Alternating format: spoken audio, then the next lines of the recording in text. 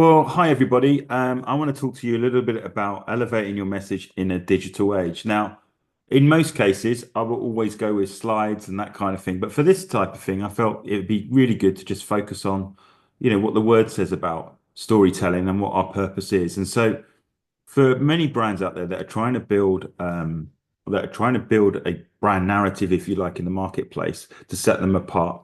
Often they just spend more money on digital tools. So they use pay-per-click, they use, AdWords, Facebook advertising, Instagram, Meta, whatever they do. So they're plowing loads of money to get loads of clicks to a particular place, maybe a landing page, maybe an offer. Ultimately, and ultimately get people into a place where hopefully they buy their product. The problem with that is there's no empathy being built and there's no story being told. And Jesus was an absolute master at storytelling, but Jesus told a story that captured people's hearts, captured people's minds, and then essentially motivate them to action. So how do we do that with a particular product or a particular service that we have? And certainly if we're trying to build the kingdom and present a kingdom business. Quite simply, it's going back to the book of beginnings. So the book of beginnings is Genesis 1:28. And it says he blessed them and he told them to be fruitful, multiply, subdue, and have dominion. Now, what we've done, I've got a creative agency, and what we've done in our creative agency, we have a thing called the Purpose Playbook. And ultimately, any digital product, anything that we build that's telling a story online, at its heart, starts with that Genesis 1:28 principle. So how does that work in a sort of like a secular world if we're bringing biblical principles into the world? And that works quite simply by changing the language slightly so it resonates with them, but also still not deviating from the principles that is actually carried in the heart of man. So the first one is be fruitful. So what does that look like? Well, that's quite simply as this. It's belief. If you want to be fruitful in life, you need a sense of belief. And I think for many of us, where we don't see success or progress is because we've got an element of doubt about things. And so belief is if we spend more time with God, we become clearer, we have more clarity. What gives us the clarity is what the word says about whatever, the strategy that he has for us or the word of God that we're standing on to believe God for something greater than where we find ourselves. So Genesis 1:28 says, be fruitful. And so we communicate that as belief. And so how do you cultivate belief? Quite simply, you have a very strong mission, a very strong vision, and you have a set of values that people can buy into. So a mission, which is where people get misaligned with, a mission is, yes, it's your why. And I'm sure we've all heard Simon Sinek 1,000 times and watched that video. But ultimately, your why must be something more than that. So how do you turn your why into a must? Well, that's prayerfully seeking God. And it's being so clear that you have no other alternative but to do this. And when you're living by conviction rather than making decisions based on circumstance, you'll stick with it even in the roughest and toughest of times. So when you're building a mission isn't just, I'll discover your why. It's deeper than that. It's that I must do this. This is why I'm here. This is my purpose in life is to execute and deliver.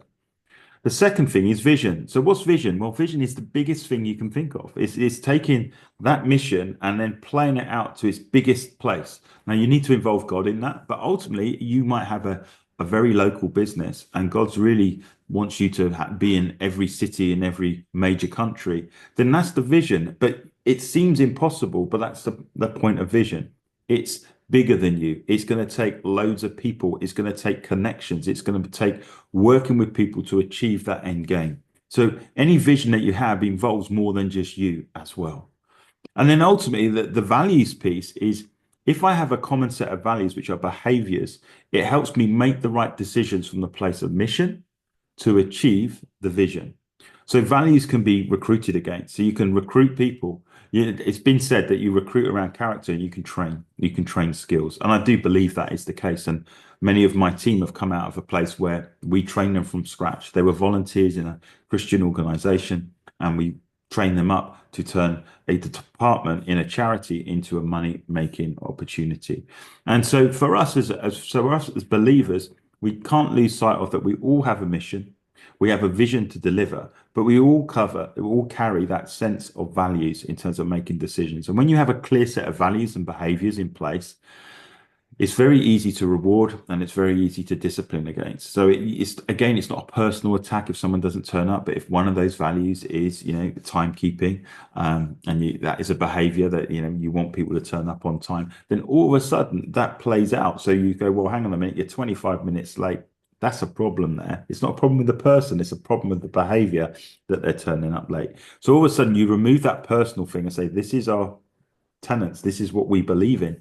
And if we all play to those games, we are definitely going to deliver on mission and definitely achieve the vision. So the first one is belief, which is to be fruitful. The second one is multiply.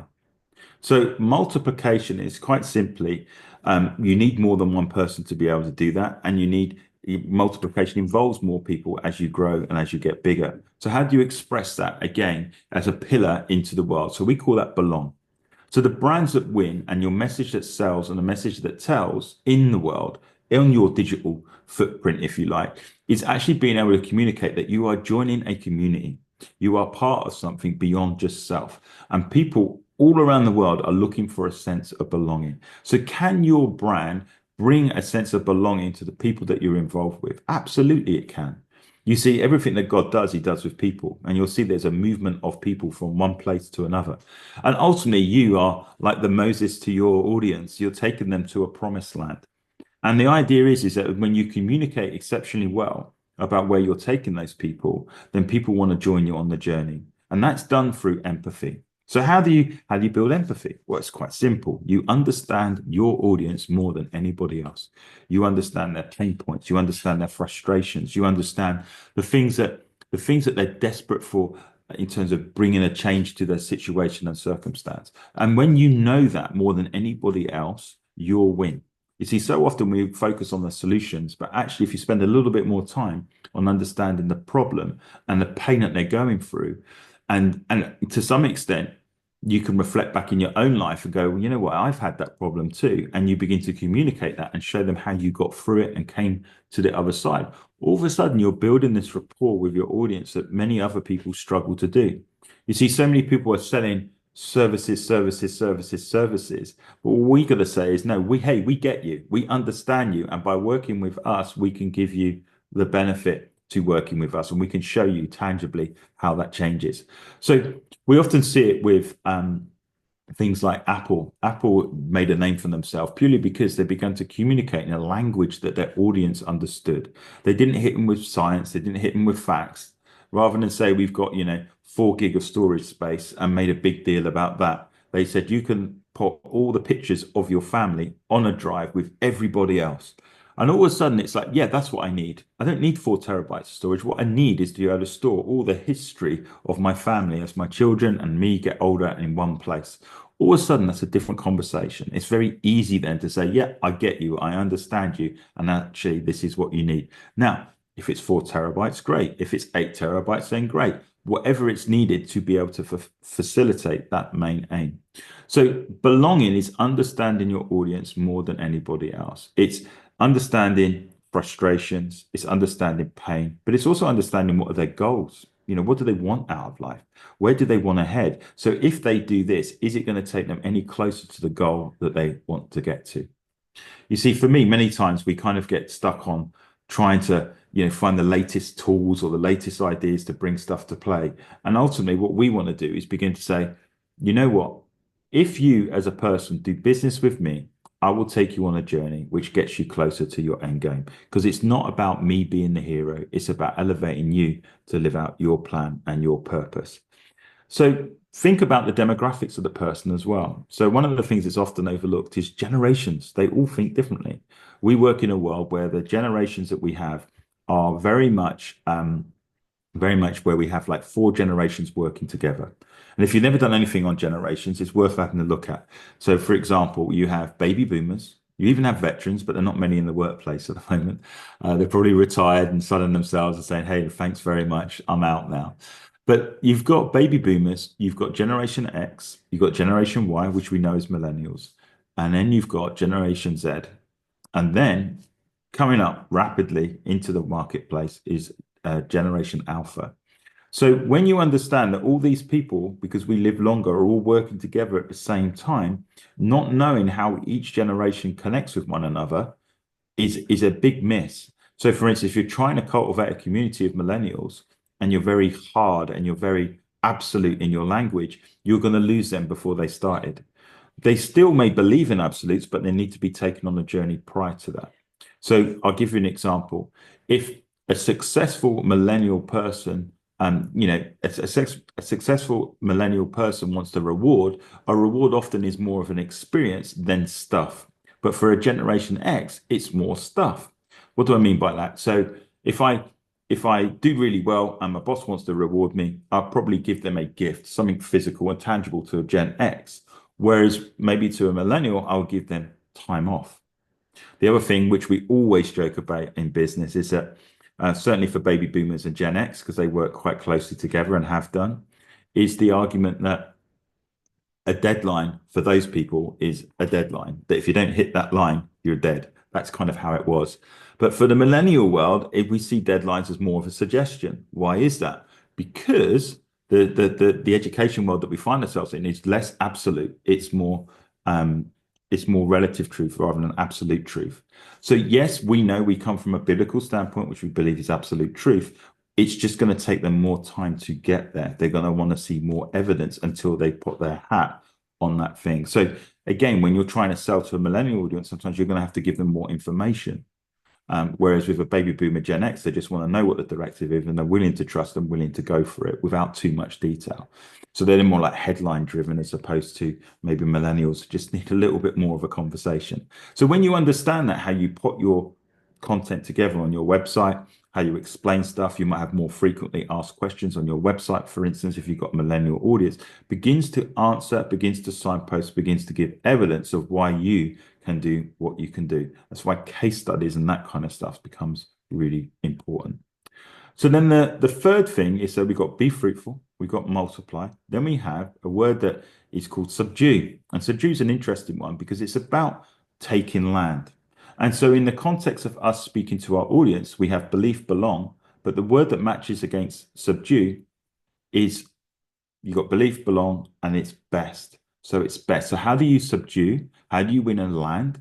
Will you win in the land by being better than the competition? It's as simple as that.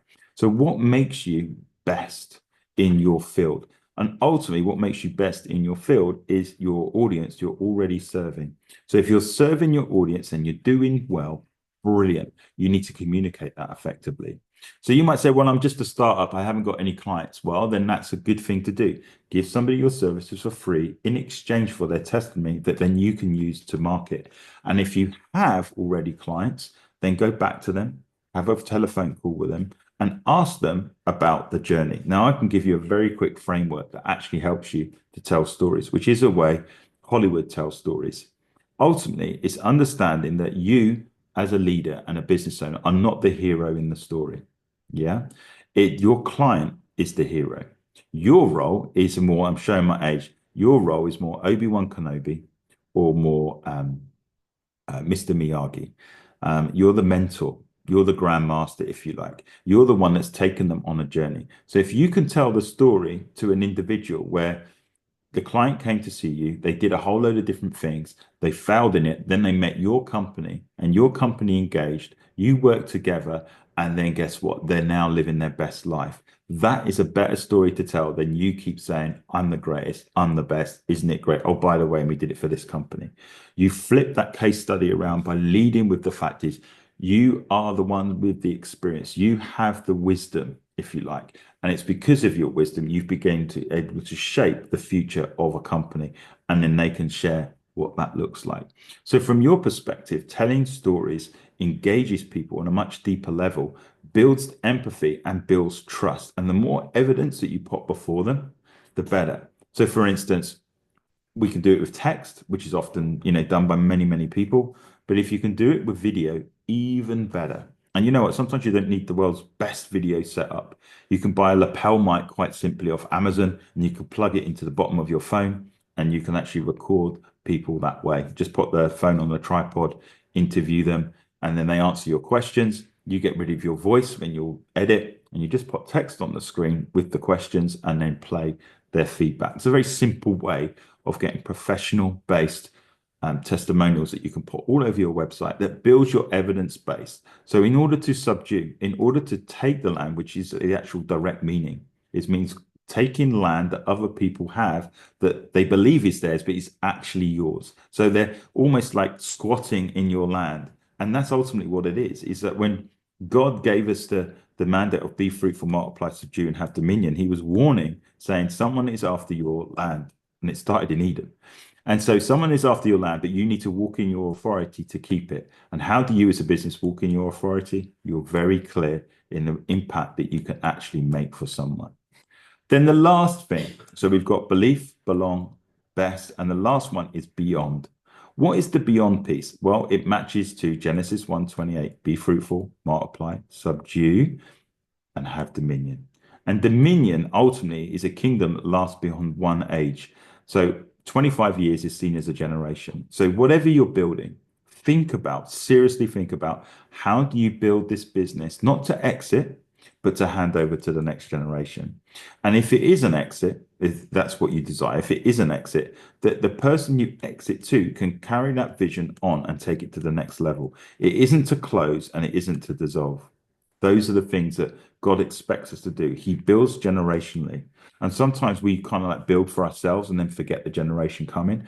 Kingdom-based businesses build generationally. Now, we can't live forever, so we're not going to run that company for 200 years. But do you have the pillars and the principles in place to create the beyond? And so beyond is essentially having the tools in place, having a focus in place that can tell stories and build and build and build. So there may be things that could happen that you put, let's say, on a vision board that you know that you may not be able to fulfill in your lifetime, but somebody else will.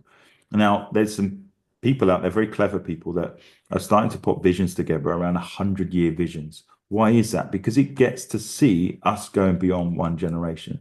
Can you come up with a 100-year vision for the company that God has given you? And for me, a digital footprint, for example, like a website, you know, that might be not the rage in 10 years' time. We might all be wearing goggles and walking around virtual worlds. And so, you know, if our vision is to build the best website ever, it's not big enough. We have to think about how do we create more immersive experiences in a digital age to engage our people. Ultimately, any successful online thing behind the whole story is people. So what are you doing beyond? So one of your things you could be doing as a beyond piece, if you like, is a research and development project. So a research and development project could be something that is techie, something that's a bit beyond you, but ultimately allows you to grow it beyond where you see yourself currently and presently. So investing part of your money into the future is definitely a worthwhile endeavor. There are other things that you can do to invest in the next generation. You could have a charitable giving arm. So you could give into your church, or you could take your IP, as in your knowledge, and you can pass it on to the next generation by giving it for free as a gift. So the stuff that you're learning on every day, be able to share the experience and knowledge to inspire the next generation. So sometimes it's not always about money, but the beyond piece is passing on those principles through maybe the parables that you've created to hand on to the next generation to ensure that you have a successful impact in the world that God has called us to. So we all have a different sector, we all have a different place, we all have different skills and abilities, but ultimately God wants us to succeed. So ultimately, to build a brand that wins is quite simply this. Think of Genesis 1:28. Be fruitful, multiply, subdue, and have dominion. Belief, belong, best, and beyond. And when you have those four pillars in place in your brand and in your story, and you put that across your website, I'm telling you now, people will stay on your website on a much longer basis. The people will look at your social media a little bit longer. They're engaged with it more. Why? Because all of a sudden you're talking about people. You're not chucking loads of services. You're not chucking loads of things out there where you're speaking at someone. You're saying, hey, let's go on a journey. Let's have a conversation. And so one of the ways that we've been able to do that is we have a podcast called the Purpose People Podcast. So if you are thinking about doubling down and building a business, you can go and have a look at the Purpose People Podcast, and you can see me interviewing people that have made pivots for purpose. They were doing one thing, they pivoted and went somewhere else, and they were crazy enough to believe in that the idea that they had could make an impact and make a difference. So that's me really. It's about helping you succeed in life. And if you have those four pillars in your business, in your everyday, you'll look at life very differently, but you'll come to your clients rather than trying to sell to them. You'll say, how can I serve them? So that's Darrell Irwin. My name is from Creation. I'm the CEO at Brand Marketing Agency, and I've been in this world for a long, long, long time. I've probably got about 25 years worth of experience, and I'm just telling you now, the information you've got today is going to be priceless. So thank you so much.